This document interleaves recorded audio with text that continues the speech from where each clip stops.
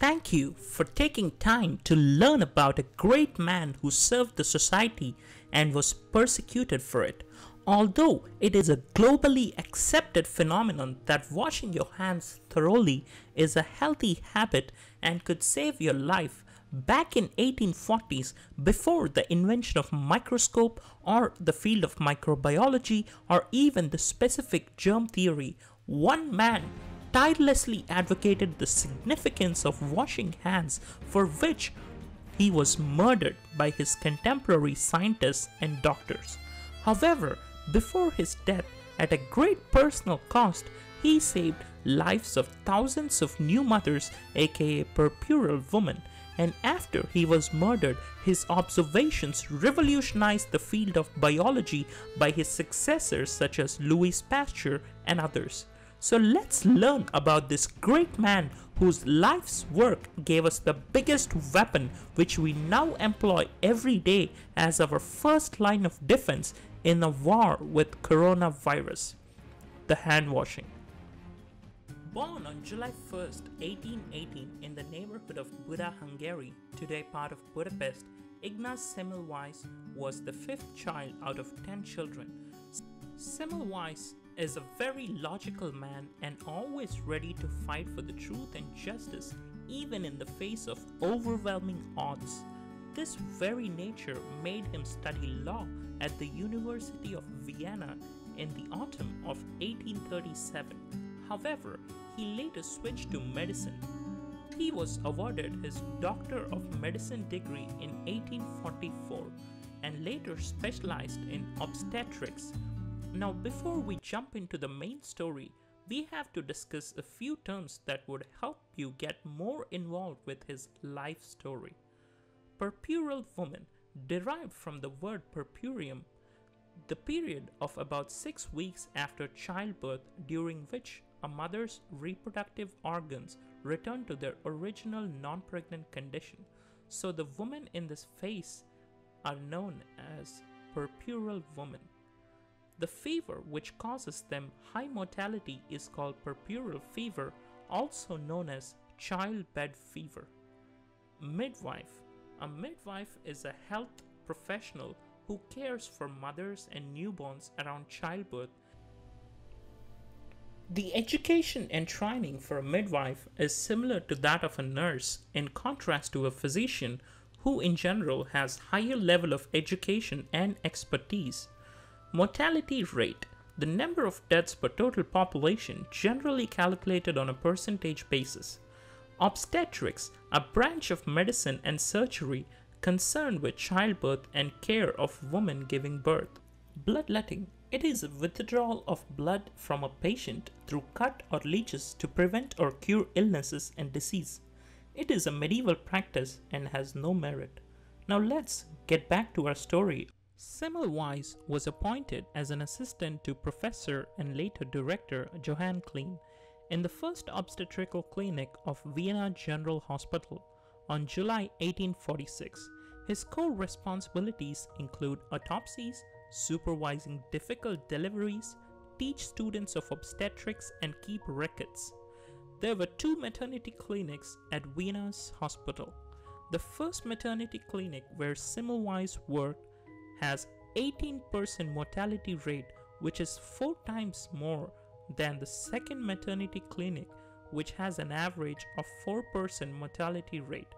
The first maternity clinic is so notorious that some women would rather give birth on the streets en route to hospital if they knew that they were being admitted in the first maternity clinic. At a very young age of 29, he was responsible for both these clinics. Almost all the deaths occurred after the delivery and due to a fever called puerperal fever, also known as childbed fever. Although Semmelweis was passionate about his job, he became increasingly restless about the mortality rate in the first clinic where he worked and became obsessed with determining the cause of these deaths and prevent them. He wrote in his memoir, "It made me so miserable that life seemed worthless." He was determined to change the scenario no matter what.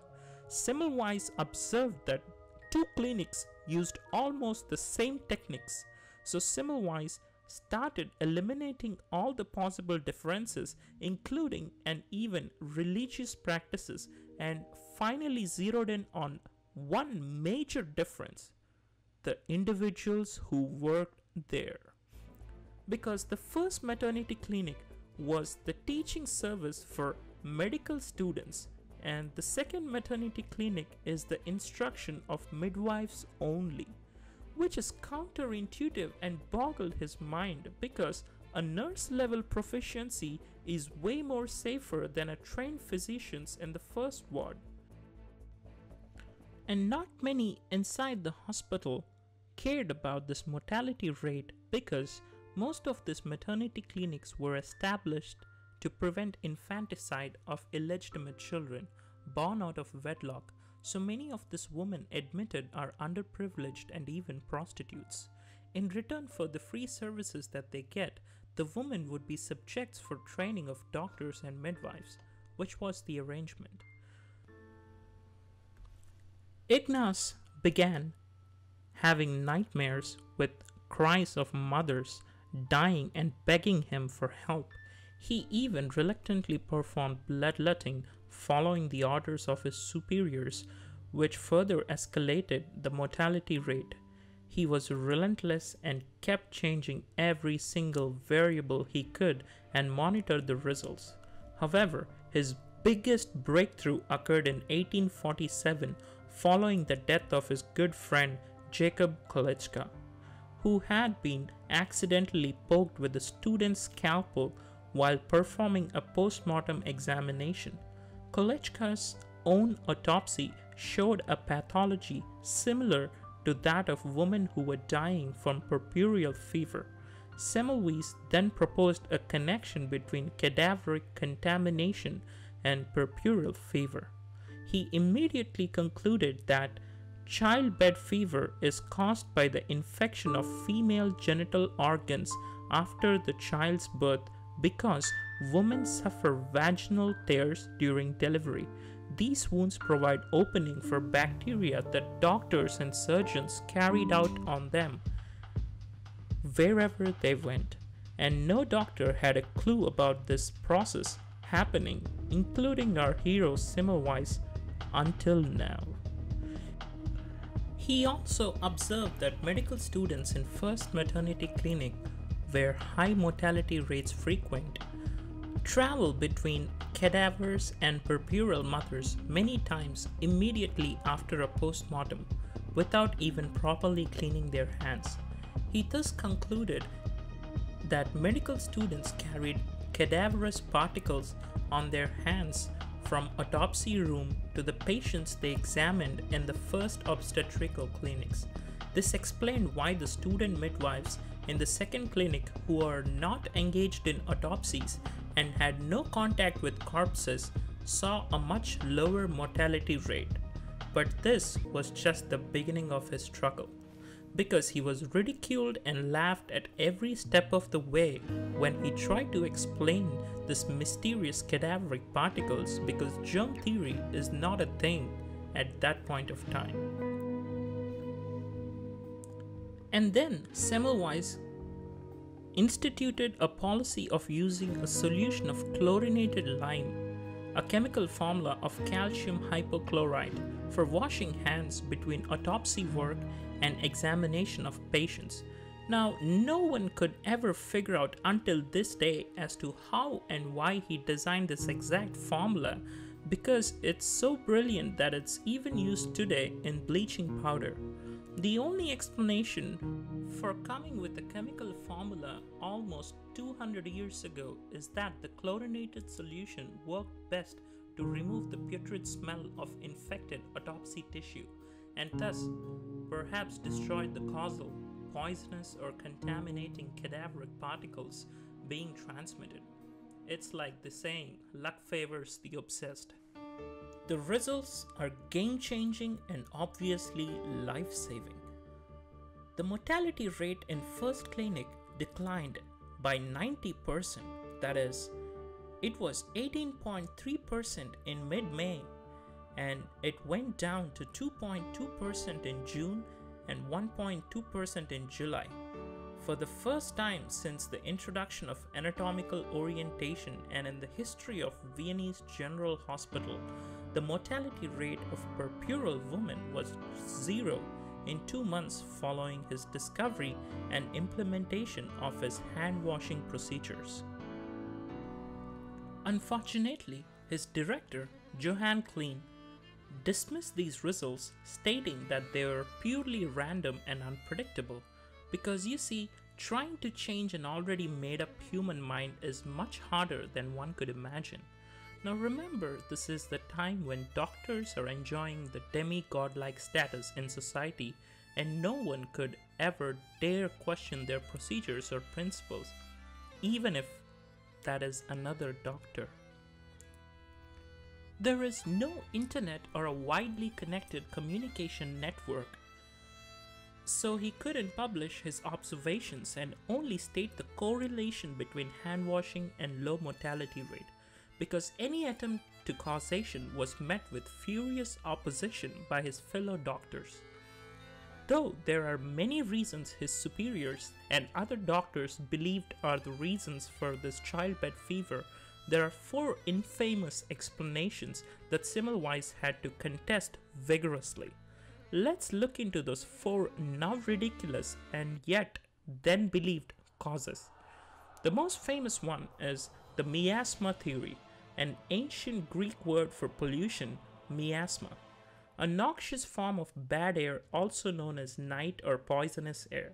The believers in this theory, mostly the doctors of that era, professed that noxious emanations not from this world infected those mothers, and that they are completely random.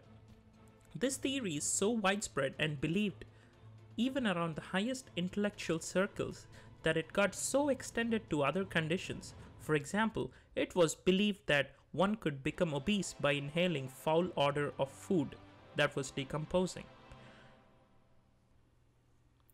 But for Semmelweis, this theory didn't hold water because of the relatively safer deliveries on the street and the fact that he closed the windows of both the clinics during the deliveries. And the second explanation is the failure or disease of another internal organ spread to the woman's genitals, implying that the disease originated inside the woman's body, labeling it as the woman's disease and got nothing to do with the cleanliness of the doctor's hands. This was proved false when his friend Koleska, who cut his hand with a cadaver knife, showed similar symptoms and died exactly the same way as puerperal mother. And the third one was overcrowding. Since second clinic was always more crowded and yet the mortality rate was lower, Semmelweis eliminated overcrowding as a cause and even climate as a cause by maintaining the uniformity of temperatures.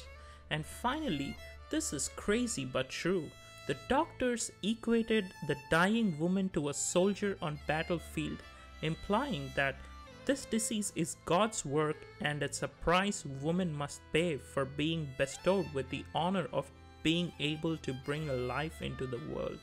Semmelweis had no defense to this belief system other than pleading them to believe exclusively in science and logic. After his experiments, the highest level of medical officials were furious at him for 2 reasons. Number 1, there is no acceptance of germ theory, so he couldn't explain his results in a scientific fashion, and any suggestion of otherwise is laughable. Number 2, most of the doctors were offended by his insinuation that their hands are dirty. So, the hospital dean did not mandate the hand washing after his experiments, and Semmelweis begrudgingly worked there, thinking that he will do his part to save as many mothers as he could, and the death rate went up as other doctors stopped washing their hands, especially the women who got operated by the doctors who completed autopsies in the mortuary ward and then operated on the woman directly without washing their hands.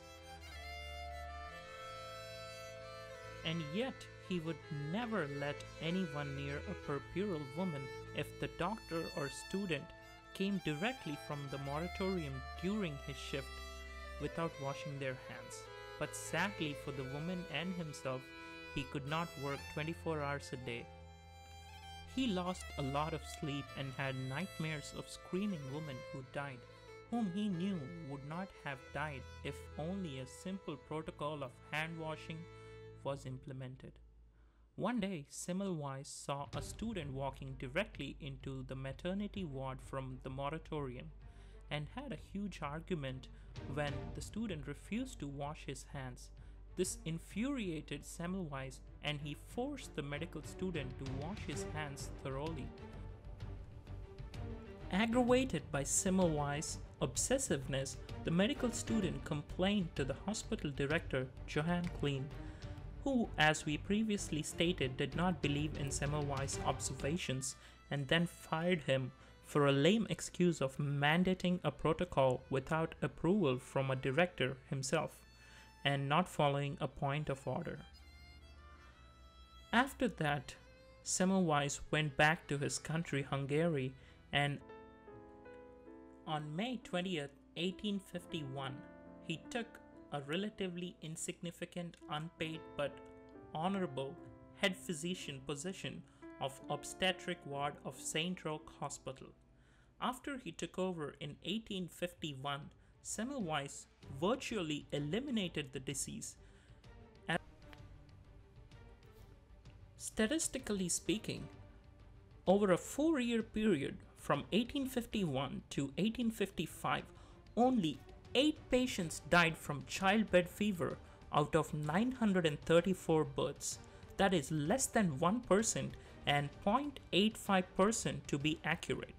Starting from 1847 until 1861, which is 14 years of his medical practice, his work was known only through second-hand reports written by his students and was largely ignored and ridiculed. He finally published his own book in 1861, lamenting the slow adoption of his ideas and complained that his teachings were either ignored or attacked. Even his greatest contemporary, Rudolf Virchow, also known as the father of modern pathology and regarded as Pope of medicine, a scientist of highest authority at that time, refused to accept Semmelweis' findings, which essentially sealed his chance to spread his observations and install the protocol of washing hands. Semmelweis was outraged by this indifference of medical professionals and began writing open and increasingly angry letters to prominent European obstetricians, at times denouncing them as irresponsible murderers, which only worsened his standing among the medical communities. Of course, Semmelweis lacked people skills, and it was said that he could have had an even greater impact if he only managed to communicate his findings more effectively without aggravating the medical establishment. But it is hard to imagine how he could have stayed sane when the entire medical community was against him and his observations, and even refused to test run his claims at their respective hospitals, which made him constantly depressed as he knew he was right all along and could have saved thousands of mothers. This situation created a modern-day metaphor called the Semmelweis reflex, a metaphor for a certain type of human behavior characterized by a reflex-like rejection of new knowledge because it contradicts the established beliefs and entrenched norms. On July 30, 1865, one of Semmelweis' colleagues lured him into a Viennese insane asylum under the false pretense that he would be visiting a new medical institute. When Semmelweis realized what was happening and tried to leave, he was severely beaten by several security guards and secured in a straitjacket and confined to a darkened cell. Tragically, 2 weeks later, on August 30, 1865, the savior of mothers and future father of antiseptic policy died alone in a mental hospital. The reason for his death is the contamination of his wound inflicted on him by the asylum security guards. He was denied soap to wash his wounds and kept in a dark cell. The wound became gangrenous, infected by the bacteria, a very same infective process he preached his entire life. His greatest curse was that he was ahead of his time and was asking people to believe in something they couldn't see. Because technology did not catch up with his observations, his results lacked scientific explanation except for his famous words of cadaverous particles, also known today as germs. Building on Semmelweis' work, Louis Pasteur, Joseph Lister, among others, further developed the germ theory of disease and electronic microscope, laying the foundation for the entire field of microbiology. So let's all honor this great unsung hero by washing our hands for 20 seconds, which is the biggest weapon in our arsenal today to defeat the coronavirus, an enemy who is 1/1000th of a person in size but threatening the entire human race. You could have been watching any other video, but instead you choose to learn about a great man, and we appreciate it.